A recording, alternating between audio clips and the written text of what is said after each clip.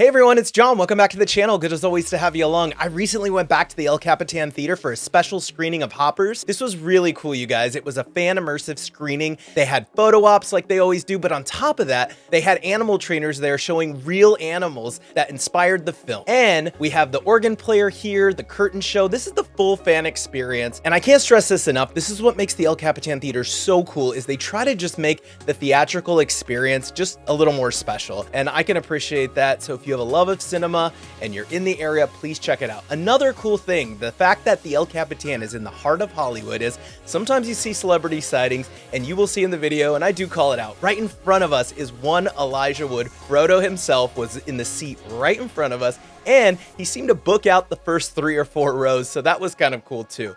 But I want you guys to just sit back, enjoy it. If you've never been to an experience like this at the ElCapitan, hopefully this gets you a little bit closer. But this is the full pre-show along with a couple extras. So please enjoy. I will tell you my thoughts on the film on the other side. If you want to jump ahead, timestamps are in the comments as well as in the description. And with that, we will just hop right into it. Everyone, sit back, relax, enjoy that popcorn, and enjoy Disney and Pixar's Hoppers!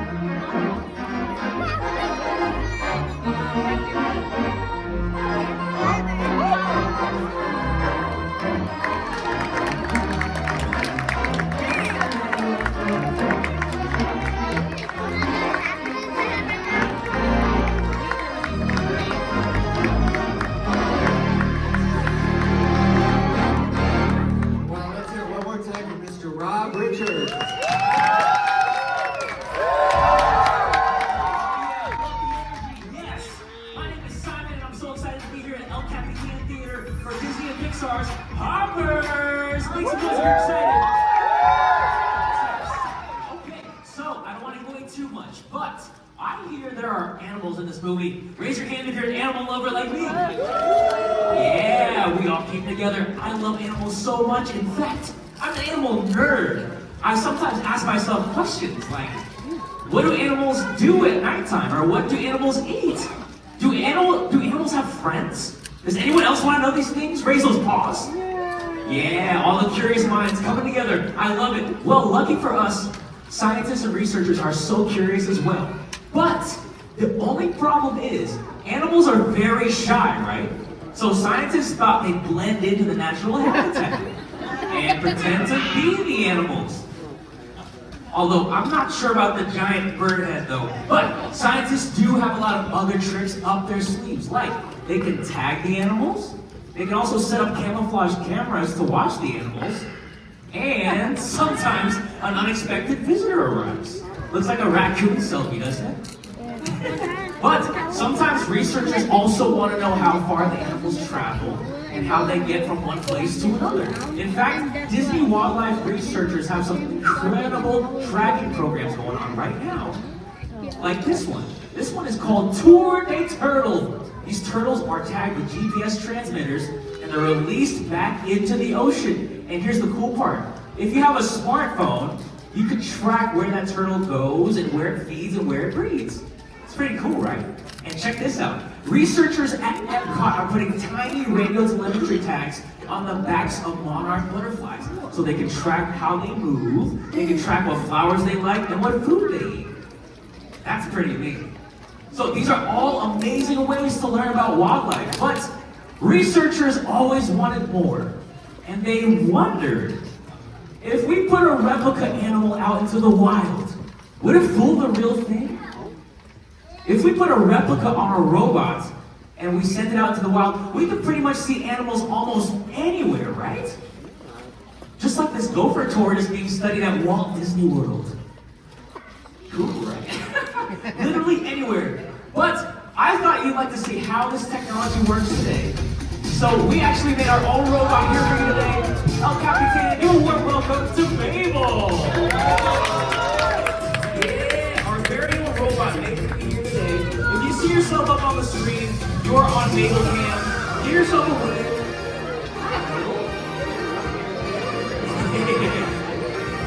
Oh, this is a good picture moment too. This is a great picture moment. You get to see Mabel before the movie. Oh my goodness. All right, see you later, Mabel. One more time, give it up for Mabel. Cool. And look who it is. It's Amy from the Wildlife Learning and Conservation Center. Hi, Amy. Hi, Simon. Hi, guys. Amy, so I heard you have some animals with you today. Yes, I do. Do you all want to see some wildlife? Okay, let's get wild. Take it away. Alrighty. So first up, we have Edith, and Edith is a Eurasian eagle owl.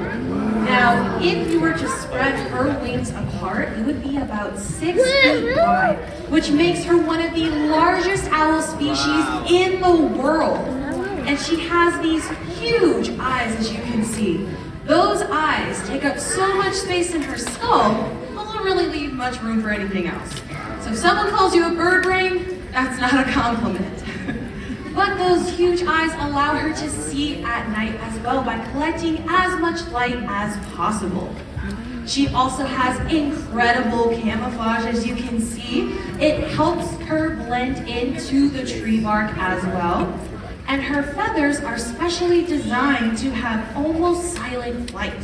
Imagine a big bird like her flying right next to you and you wouldn't even hear a thing. She also has these really long, what look like horns on the top of her head, but those are actually called ear tufts. However, that's not where her ears are located. Scientists believe that she has those ear tufts so that she can go ahead and not only communicate with other animals, but also hide away from predators as well. Edith is with the Wildlife Learning and Conservation Center because she was given to us by Fish and Wildlife since she was kept as an illegal pet. And she's big, beautiful, and super bold as well. Now, does anybody have any questions about Edith the owl? Raise your hand. I'll come around if anyone has any questions. Oh, right here in the front. I got you.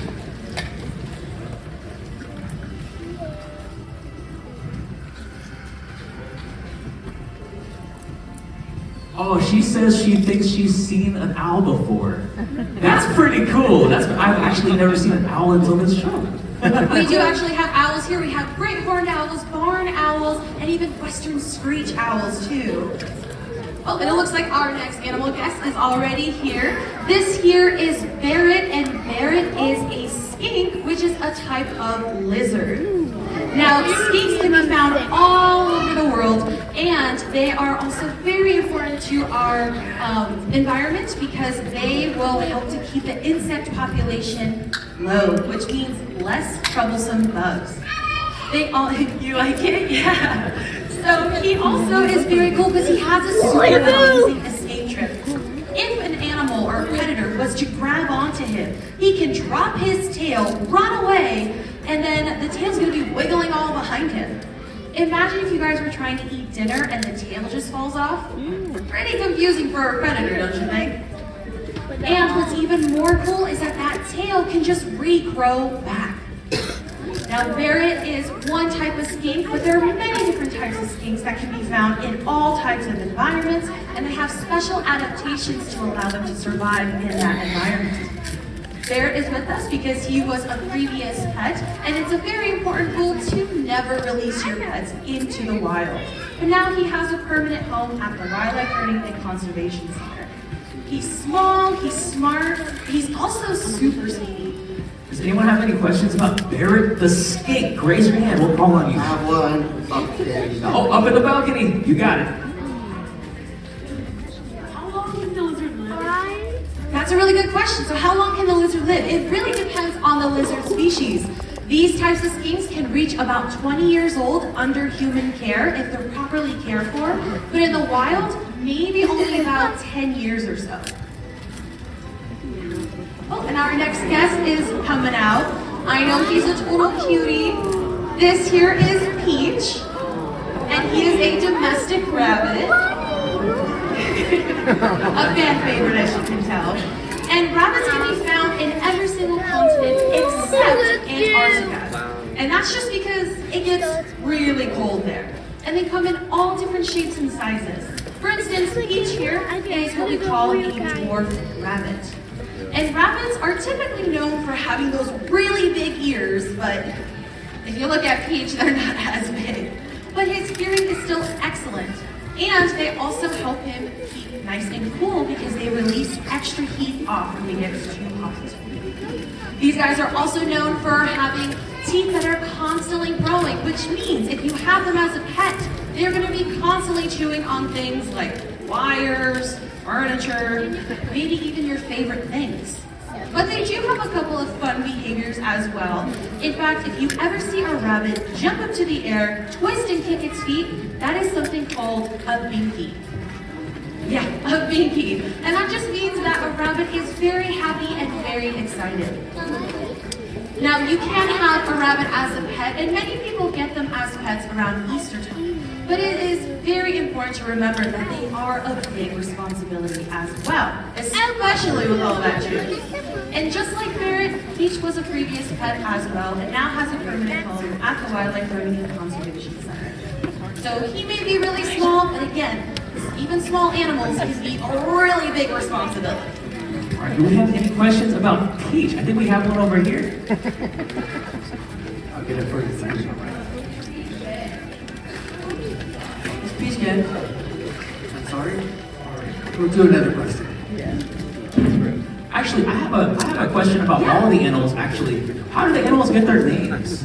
That's actually a very good question. So Peach gets his name because we just decided that all of our rabbits would be named after fruit. So we have peach, kiwi, coconut, noni, and lemon. We call them our little fruit basket. And it looks like our last animal friend is coming up. A porcupine? This here is Winnie, and Winnie is our North American porcupine. Now, porcupines are nice for having that allow them to stay nice and protected, as you can see Lori is showing you right now. Now, each quill, or they have quills covering their backs, and they're actually made out of modified hairs, which is also made out of a special protein called keratin.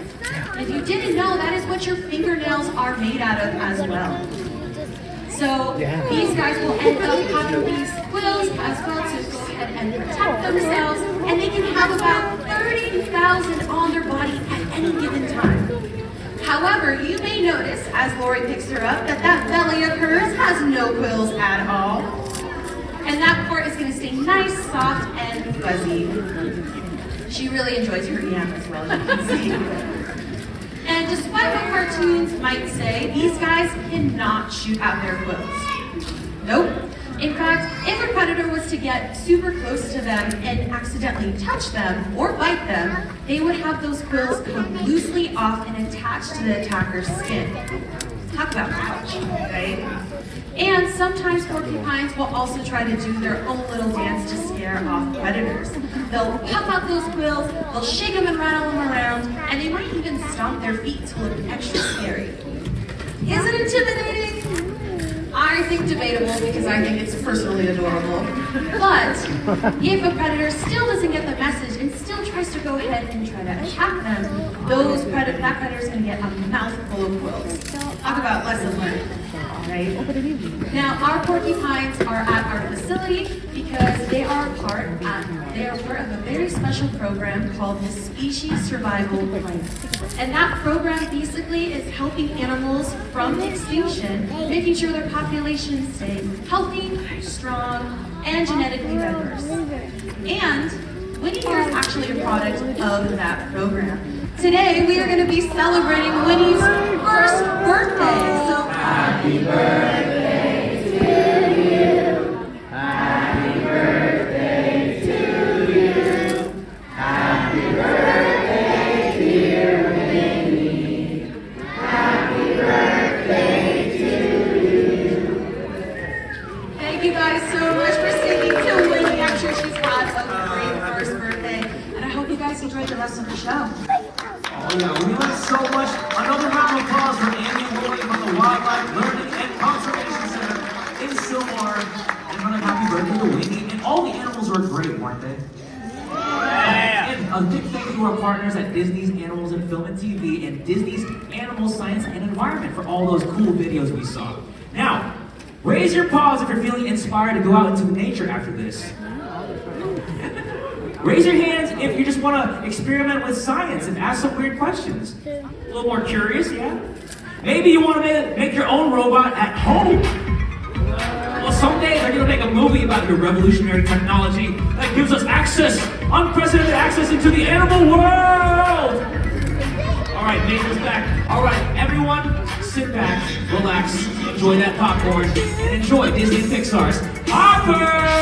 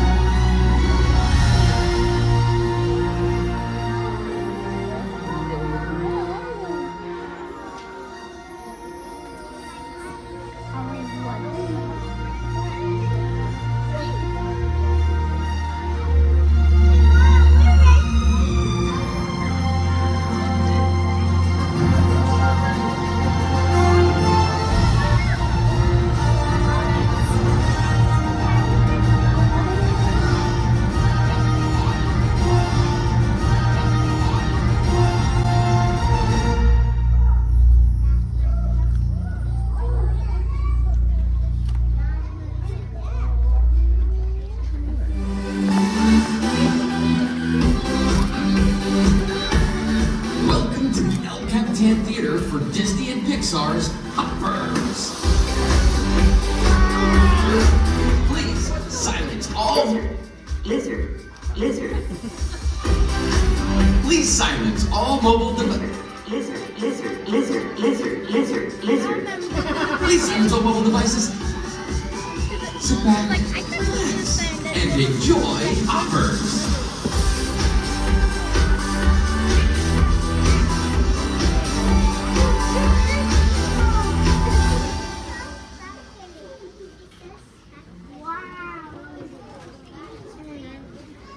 Hold on tight to your popcorn, snacks, drinks, and little crowns because this movie is filled with adventure. Enjoy the show. Okay, there you go, guys. That was Disney Pixar's ElCapitan experience and the whole entire pre-show for Hoppers. It was such a fun event to be a part of, and I hope you guys enjoyed it a little bit as well. As for the film, my thoughts really quick. I will not say this is in the upper echelon of the best Pixar movies. I mean, when you think about Coco or WALL-E or Toy Story 3, I mean, the list goes on and on. This does not reach those heights.